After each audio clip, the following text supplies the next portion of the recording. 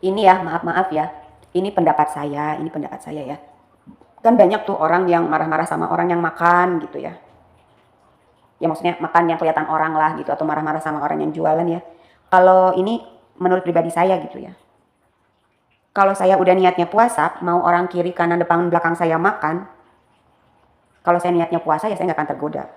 Kalau saya tergoda ya itu salah saya, bukan salah orang itu yang makan, benar nggak sih? Terus kayak orang misalnya mau jualan-jualannya terserah dia jualan, ya kan?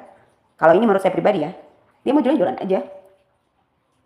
Kalau memang orang niatnya mau puasa dia nggak akan tergoda. Kalau memang dia tergoda emang dia niatnya nggak pengen puasa, emang pengen dia batalin aja gitu. Berarti segitunya kekuatan dia untuk berpuasa.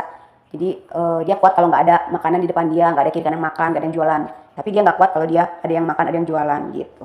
Malah sebetulnya yang bagus itu kayak orang-orang yang tinggalnya bukan di yang apa ya, dia minoritas gitu di negara orang gitu, minoritas tapi dia masih kuat berpuasa sekalipun orang pada makan dia tetap, nah itu hebat.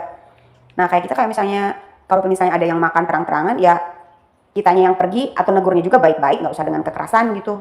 Kalau dengan kekerasan ngapain kita puasa, ya benar nggak? Terus kayak kita ada orang yang jualan terus kita marah-marah, ya sekarang kalau misalnya marah-marah dia nggak boleh jualan, kamu larang dia jualan, kamu nanggung nggak kebutuhan keluarganya, makannya, minumnya, tiap harinya? Udah pokoknya mah niatnya puasa-puasa aja gitu. Kalau misalnya tergoda ya itu salah kamu gitu aja sih kalau menurut saya. Cuma alangkah baiknya gitu ya, apa sih, tepo saliro gitu ya, saling menghargai gitu. Itu doang sih.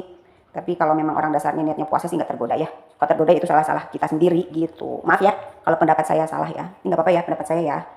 Anggap aja itu kalau ada orang yang makan itu ujian buat kita kuat nggak berpuasa. Ada yang jualan kuat nggak berpuasa, kita tetap berpuasa atau ngebatalin gitu. Malah sebetulnya kalau kita bisa terus berpuasa, wah hebat gitu.